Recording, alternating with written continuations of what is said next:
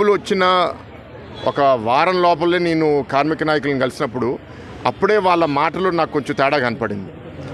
ఏంటి అంటే నాకు కొంత అనిపించేది, ఈ పోరాటం వాళ్ళకి ఆగకూడదు, ఈ పోరాటం నడిస్తేనే వాళ్ళకి ఒక ఉనికి ఉంటుంది అనే ఒక ఆలోచనతో బహుశా కొందరు ఉన్నారేమో అనే ఒక అనుమానం కూడా నాకు అనిపిస్తుంది.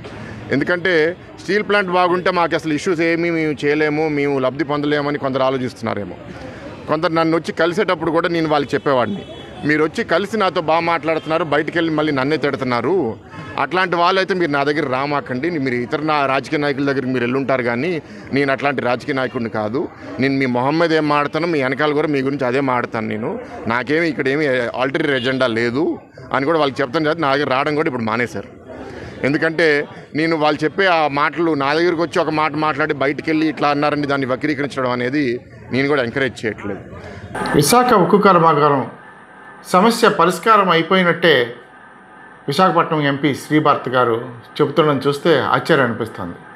అంటే ఏదో సమస్య పరిష్కారం అయిపోయింది, కానీ కార్మిక నాయకులు ఎవరు కూడా ఈ సమస్యని పరిష్కారం కాకుండా ఉండాలని వారు కోరుకుంటున్నారు, దీనివల్ల వాళ్ళు ఏదో లబ్ధి పొందుతున్నారు అనే పద్ధతిలో శ్రీభారత్ గారు చెప్పడం చాలా ఆశ్చర్యం అనిపిస్తుంది.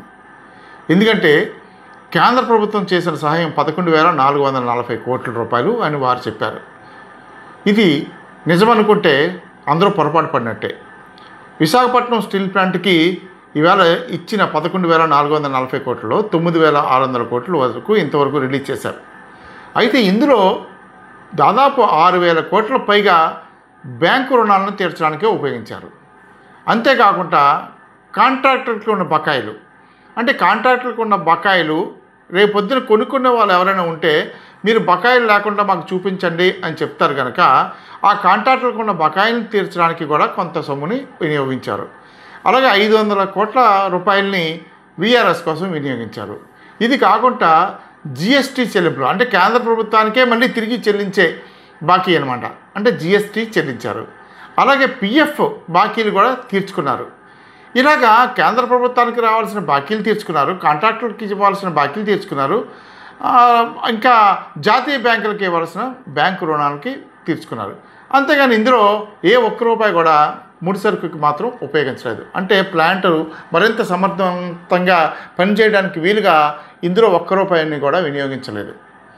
ఈ విషయం భరత్ గారి దీనికి చాలా గొప్ప సహాయం మనకి విశాఖపట్నం స్టీల్ ప్లాంట్కి చేశాడని చెప్తున్నారు. పైగానేమో ఆయన కార్మిక నాయకుల మీద ఆరోపణలు చేస్తున్నారు, నా దగ్గర ఒకలా మాట్లాడుతున్నారు, బయట ఒకలా మాట్లాడుతున్నారు అని చెప్పి. మీరు చిత్తశుద్ధిగా పనిచేయటం లేదనేది మాకు అర్థమవుతుంది క్లియర్గా. ఎందుకంటే ఈ 14,400 కోట్ల రూపాయలు ఎలా ఇచ్చారంటే విశాఖపట్నం స్టీల్ ప్లాంట్ ప్రైవేటైజేషన్ చేయడానికి ముందుగా చూడండి, ఒక అమ్మవారికి ఒక మేకపోతును బలివ్వాలంటే ఆ మేకపోతును బాగా తయారు చేసి దానికి బొట్టి పెట్టి దాని మెడలో దండ వేసి ఆ విధంగా చేస్తారు చూసారా, ఆ విధంగా చేయడం కోసం ఈ మేకప్ చేయడం కోసమే ఈ 14,400 కోట్ల రూపాయలు ఇచ్చారని యావత్ భారతానికి తెలుసు క్లియర్గా. ఇవాళ 5,000 మంది కార్మికుల్ని తొలగించారు. అంతేకాకుండా 1,500 మంది పర్మనెంట్ ఎంప్లాయీస్ని వీఆర్ఎస్ ఇచ్చి పంపించేశారు. అంటే ప్లాంట్ని నెమ్మదిగా ఖాళీ చేస్తున్న నేపథ్యంలో ఇది ప్రైవేటైజేషన్ కాదు అని ఎలా చెప్పగలుగుతారు? 44 విభాగాల్లో ఉండే ప్రైవేటు విభాగాలని మెయింటెనెన్స్ అంతా కూడా ప్రైవేటు వాళ్ళకి ఇవ్వడానికి రేపు 9వ తారీఖున టెండర్లు పిలిచారు. మరి ఇంత జరుగుతున్నా సరే మరి చాలా ఆశ్చర్యంగా ఆయనేమో కార్మిక నాయకులకు పబ్బం గడుపుకోవడానికి అని చెప్పేసి అంటుంటే, ఇక్కడ కార్మిక నాయకులది కాదు సమస్య, ఇక్కడ నిర్వాసితులది సమస్య. దాదాపు 22,000 ఎకరాలు ఇచ్చిన భూములు ఇచ్చిన వాళ్ళ సమస్య ఇది. ఈ సమస్యని మీరు పరిగణించకుండా మీరు ఏవేవో కబుర్లు చెప్పి దాటేద్దామని అనుకుంటే అలాగా? ఇప్పుడు మీరు మాట్లాడి ఇప్పుడున్న పరిస్థితికి మీరు 2024 ఎలక్షన్కి ముందు మీరు ఎంపీగా పోటీ చేయడానికి ఉన్న పరిస్థితుల్లోకి ఎంత తేడా ఉందో కూడా మీరు గమనించండి. 2024 నాటికి ఎవరిని ఎంప్లాయీస్ని ఎవరిని 5,000 మందిని తీయలేదు. తర్వాత ప్లాంట్లో ఎవరిని ఏ విభాగాన్ని కూడా ప్రైవేటైజేషన్ చేయలేదు. కానీ ఇప్పుడు మీరు ఎలక్షన్ ముందు మాట్లాడిన విషయాలు ఒకసారి గుర్తు తెచ్చుకోండి. మీరు ఏం మాట్లాడారో, విశాఖపట్నం ప్లాంట్ని రక్షిస్తాను, ప్రైవేటైజేషన్ కాకుండా కాపాడుతామని చెప్పి మీరు మాట్లాడున్నాయే, ఒక్కసారి చూసుకోండి, ఒక్కసారి వెనక్కి తిరిగి ప్రత్యేకంగా బీజేపీతో వెళ్ళడానికి కారణం ఏంటి, మేము స్టీల్ ప్లాంట్ ఆపగలుగుతాం లేదా ప్రైవేటీకరణ అనే పాయింట్ 99లో 2004 మధ్యలో కూడా మనం ఎన్డీఏలో ఉన్నాం. అప్పుడు ఇక్కడ ఎంబీఎస్ మూర్తి గారు, ఎర్రన్ నాయుడు గారు, చంద్రబాబు నాయుడు గారు ముఖ్యమంత్రి. అప్పుడు ప్రధానమంత్రి వాజ్పేయి గారిని ఒప్పించి స్టీల్ ప్లాంట్ ప్రైవేటీకరణ అప్పుడే ఆపగలిగాం. ఇప్పుడు కూడా ఆపగలుగుతాం. ఇప్పుడు శ్రీకాకుళంలో రామ్మోహన్ నాయుడు గారు ఉన్నారు. నేను ఇవాళ మీ అందరూ దీవిస్తే తప్పకుండా గెలిచి పార్లమెంట్కి వెళ్తాను. మేము కేంద్ర ప్రభుత్వాన్ని ఒప్పించి స్టీల్ ప్లాంట్ ప్రైవేటీకరణ అవ్వకుండా ఆపుతాం. విశాఖపట్నం ఎంపీ శ్రీభారత్ గారు ఎన్నికల ముందు ఎన్నికల ప్రచార సభలో, గాజువాక ఎన్నికల ప్రచార సభలో మన చంద్రబాబు నాయుడు గారి సమక్షంలో మాట్లాడిన మాటలు ఇవి ఏం చెప్పారు? ఆ రోజున గతంలో కూడా వాజ్పేయి గారి ప్రధానమంత్రిగా ఉన్నప్పుడు విశాఖపట్నం స్టీల్ ప్లాంట్కి సమస్య వస్తే అప్పటి ఎంపీ శ్రీ ఎంవీఎస్ మూర్తి గారు, అలాగే అప్పటి మరో ఎంపీ ఎర్రన్ నాయుడు గారు కలిసి బాగా పనిచేసి అవాళ విశాఖపట్నం స్టీల్ ప్లాంట్ని రక్షించడం జరిగింది చంద్రబాబు నాయుడు గారి హయాంలో అని చెప్పారు. అంతవరకు చాలా బాగానే ఉంది. అయితే మీరందరూ కూడా ఆశీర్వదించి నన్ను గెలిపిస్తే నేను ఇప్పుడు విశాఖపట్నం స్టీల్ ప్లాంట్ని ప్రైవేటీకరణ కాకుండా నేను అడ్డుకుంటాను అని కూడా హామీ ఇచ్చారు శ్రీభారత్ గారు. మరి ఎన్నికలు అయిపోయిన తర్వాత వారు ఏం చేస్తున్నారు అనేది ఇప్పుడు మనం తెలుసుకోవాల్సిన విషయం. ఎన్నికలు అయిపోయిన తర్వాత స్టీల్ ప్లాంట్ గురించి ఎవరు ఏం మాట్లాడినా సరే తీవ్రమైన అనాసక్తత, అంటే దీని మీద అసహనం అంత ఫీల్ అవుతూ వాళ్ళు మాట్లాడడం జరుగుతుంది. ఇప్పుడు ఏం జరిగింది? ఈవేళ ఆ రోజు ఎంవీఎస్ మూర్తి గారు కానీ, లేకపోతే మన ఎర్రన్ నాయుడు గారు కానీ, ముఖ్యమంత్రిగా ఉన్న చంద్రబాబు నాయుడు గారు కానీ ఆ రోజు చిత్తశుద్ధితో పనిచేసి వాజ్పేయి ప్రభుత్వాన్ని ఒప్పించి మనకి మేలు చేకూర్చారు. మరి మీరేం చేస్తున్నారు? మీరు ఏం చేస్తున్నారు? వారిలో ఉన్న చిత్తశుద్ధిలో కనీసం 1% అయినా మీలో ఉందా?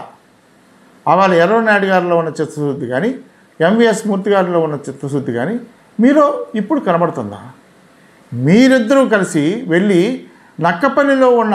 నక్కపల్లిలో ప్రైవేటు రంగంలో వస్తున్న ఆర్సెల్ మెటల్ స్టీల్ ప్లాంట్కి మీరు ఐరన్ ఓర్ ఎన్ఎండిసి నుంచి తగినంత ఇవ్వాలని, వారికి ఆటంకం లేకుండా ఐరన్ ఓర్ ఇవ్వాలని, లేకపోతే ఆ పైప్ లైన్ ద్వారా వాళ్ళకి అందివ్వాలని మీరు దాదాపు 7 మంది ఎంపీలతో కలిసి మీరు వెళ్ళారు.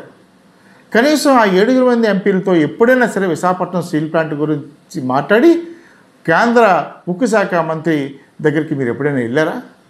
ఒక్క ప్రశ్నైనా ఒక్కసారైనా సరే వాళ్ళని ప్రాధాయపడి ఇది ఉంది, ప్రాధాయపడాల్సిన మనం గట్టిగా మన హక్కు గట్టిగా ఎప్పుడైనా అడిగారా? ఎప్పుడూ మీరు అడగలేదు.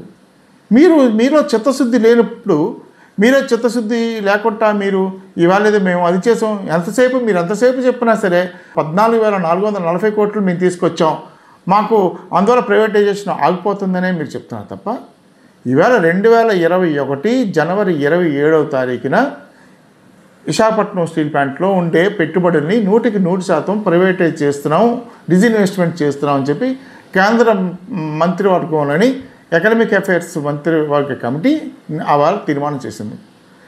అవాళ మీరు ఎలక్షన్ ముందు మీరు ఇదే మాటలు మాట్లాడినప్పుడు విశాఖపట్నం స్టీల్ ప్లాంట్ ప్రైవేటైజేషన్ కాకుండా మేము కాపాడుతామని మాట్లాడినప్పుడు కూడా ఆ తీర్మానం ఉంది, అమల్లో ఉంది. ఇవాళ మీరు అధికారంలోకి వచ్చి 1.5 year అయిన తర్వాత కూడా అదే తీర్మానం అమల్లో ఉంది. ఈ విషయాన్ని పదే పార్లమెంటులో మీ మంత్రి, బీజేపీకి చెందిన ఎంపీ, రాష్ట్రానికి చెందిన ఎంపీ అయిన శ్రీనివాసవరం గారు పార్లమెంట్లో స్వయంగా చెప్పారు. ఆ రోజు ఏదైతే తీర్మానం చేస్తుందో ఆ తీర్మానమే ఇప్పుడు అమలవుతోంది. డిజిన్వెస్ట్మెంట్లోనే ఉంది తప్ప ప్రైవేటైజేషన్ మేము ఆపలేదు, వెనక్కి తీసుకోలేదు అని చెప్పారు. అంటే పార్లమెంట్లో వారు చెప్పింది స్పష్టంగా చెప్తే మీరేమో ప్రైవేటైజేషన్ మేము ఆపాము అని మీరు ఎలా చెప్పగలుగుతున్నారు? చెప్పండి. మీకు ఏ ఆధారం ఉందో చెప్పండి ప్రైవేటైజేషన్ ఆపామని చెప్పడానికి. ఇవాళ మీకు చిత్తశుద్ధి లేకుండా మీరు వేరే ప్రైవేటు కంపెనీల వైపు మీరు మొగ్గు చూపుతున్నారు తప్ప విశాఖపట్నం మనం ఎన్నో త్యాగాలు చేసి సంపాదించుకున్న విశాఖపట్నం స్టీల్ ప్లాంట్ గురించి మాత్రం మీరు ఏమాత్రం శ్రద్ధ చూపట్లేదు. మీరు దానికి ఉదాహరణ ఏంటంటే మీ ప్రభుత్వం వచ్చిన తర్వాత దాదాపు 5,000 మంది కాంట్రాక్టు కార్మికులు తొలగించారా లేదా చెప్పండి. అంటే మీరు ఉద్యోగాలు ఇస్తాము, బ్రహ్మాండమైన వేల ఉద్యోగాలు ఇస్తామని చెప్పి మీరు అధికారంలోకి వచ్చారే, మీరు వచ్చిన తర్వాత ఏమైంది? 5,000 మంది ఉద్యోగాలు పోయినాయి. అలాగే 1500 మంది విఆర్ఎస్ తీసుకుని ఉన్నారు, పంపించారు, వాళ్ళని బయటికి పంపించారు. నెమ్మదిగా స్టీల్ ప్లాంట్ని ఆక్యుపై చేసేస్తున్నారు వేరే రాష్ట్రం వాళ్ళు. తిరిగేతర శక్తులన్నీ కూడా ఏకమై అందులో అన్ని విభాగాలని కూడా చేస్తున్నారు. 44 విభాగాలకి కాంట్రాక్టులు ఇవ్వడానికి సిద్ధమైపోయింది. మరి ఈ పరిస్థితిలో ఒక పక్క ప్రైవేటు వైపు మొగ్గు చూపుతూ డిజైన్ ఇన్వెస్ట్మెంట్ వైపు వెళ్ళిపోతుంటే మీరు ఇంకా ప్రైవేటైజేషను కాదు, కార్మికులు మోసం చేస్తున్నారు, కార్మికులకి ఈ ప్రైవేటైజేషన్ ఆపడం ఇష్టం లేదు అన్నట్టు మీరు మాట్లాడితే జనాల్ని ఏ విధంగా మీరు పంపిస్తున్నారు మీకు అర్థమవుతుందా?